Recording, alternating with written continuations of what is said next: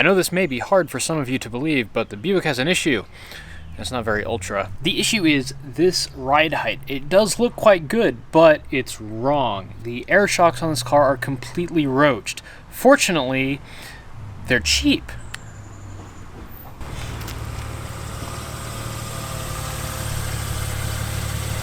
Now there's pretty much 3 different ways that you can do air suspension on a car. You can have like what a lot of trucks have, which is just regular suspension with airbags to assist when it's loaded down, so those only come into play when there is a load there. Then there's stuff like what Mercedes and Range Rover do, which is the air supports the car all the time. Some Lincolns and Mercurys have this as well, so if you see like a what's the SUV? The fancy version of the Explorer from the early 2000s going along, slammed on its nuts, bouncing all over the place. That's because the air shocks have failed and it's sitting on its bump stops. Or you have what these Buicks have, which is a spring on a semi-trailing control arm. And what that does is it carries most of the load of the car, but it will sag a bit with just the spring. Then a little bit more is taken up by the air shock, so they kind of share the load. And the result is these air shocks only cost me $80 a pair. They're cheap. This is a cheap fix, but I have had to do it on every one of these cars that I've owned, so keep that in mind. But $80, and this is the heavy-duty Monroe item number MA822 for the tow package. So these are for the tow package, so that means the car might ride a little bit stiff in the rear, but not really enough to notice. I put these on my Buick LeSabre, which was a base-ish model, and it really improved the handling. So, you know, consider it a performance upgrade. We're putting performance suspension on the Buick. That's a good move. So we're going to start here in the trunk, and because it's an old GM, it's just kind of maximum disrespect. Just pull this down. There is the upper shock mount. Now we're actually leaving that top hat in place. We're just going to take our, what is this? 15. We're going to undo that top nut. And undoing that top nut will let us drop the shock out through the bottom, and we can take it out. As you can see here, looking at this, it's just one nut up here, an air fitting, and 2 little bolts that I think are like 12s with nuts down at the bottom. It is literally like a 15-minute job, unless the lines are broken or something. But I know for a fact that these are absolutely trash, because I could tell on John Ross's lift when I had it on there. So step 1 in figuring out my rear suspension issue is going to be replacing these shocks. I left my ratchet in the shop. I'll be right back.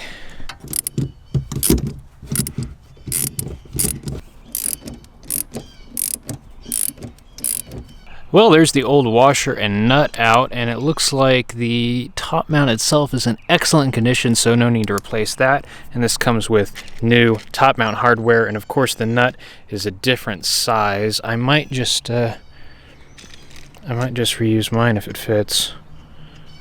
It does. Yeah, I might just reuse this since I already have the socket for it out here, but who knows. Now we need to get this thing in the air and get the wheel off so that we can get the shock out. And there we have it. And you can see now just how absolutely trashed this shock is. So there's the fitting there. You pinch here with some pliers, and that spreads it apart, and then you can pull that off. And then down here, there's the longest 10mm bolts ever. And then the shock just comes right out. And I forgot to mention that the nut up top was a 15, so really don't need a whole lot of tools to get this done. So getting this off is dirt simple. You just squeeze on this, and it squeezes these 2 bits apart, and then you can pull it right off. Thing is, it doesn't seem to be wanting to spring back too easily, so I might take this off and see if I can bend it back into shape so it has a bit more retention, and then it just goes on right there.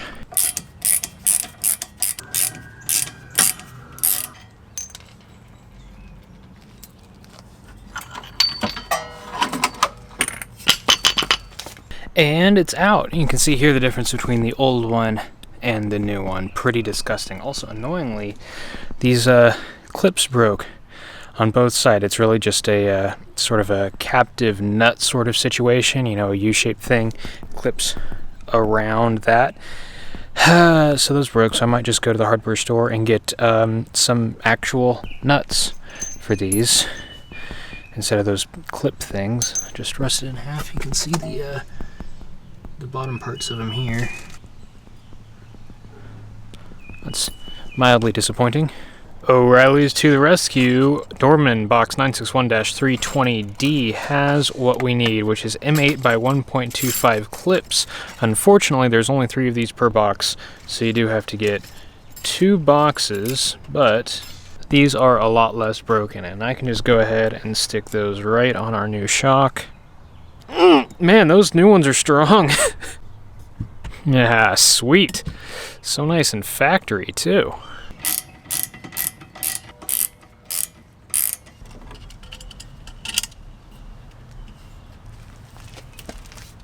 And just like last night, it's in. And these don't need to be torqued down a whole lot. That is sheet metal. It can't take a whole lot of torque. And this is mostly pushing down anyway, so the threads aren't really doing a whole lot. And as you might have seen, I took that clip off and kind of give it a push like this so that it'll clamp a little bit better. Now that is firmly on there. And then I just kind of guided this up into the top hole, pulled the shock up, and now when I set the car down, it will push up the rest of the way through, and then we can get the top nut on there. Unlike traditional shocks, these don't have any, like, you know, they don't spring up on their own accord. You know, a regular gas charged shock will have a little bit of a spring effect. This doesn't, because it's all in the air, so you can just kind of push it and pull it and adjust it however you like. Anyway, wheel, on car, set car down, put nut on, repeat everything on the other side. I ended up using the new parts because they're shiny. It looks like it should go upside down, but that's the way that they were, so that's the way that I put it on there. And now we do the same thing, but again.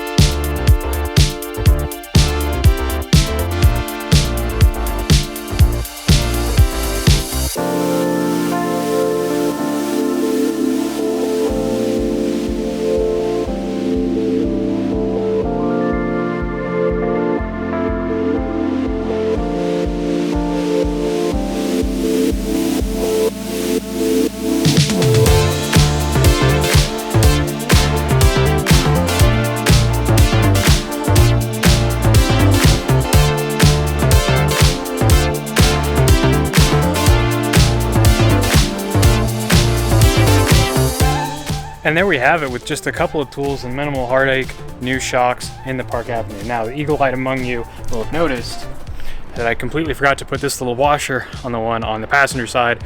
I got that fixed. Just had to take the top nut up, just had to take the top nut off, jack the car up, and it came down enough that I could get it in there and put it all back together. So now, unfortunately, the suspension's kind of bound up. I might be able to roll it back in neutral a little bit to let it settle, and then we can air this thing up and see if it comes back up or not.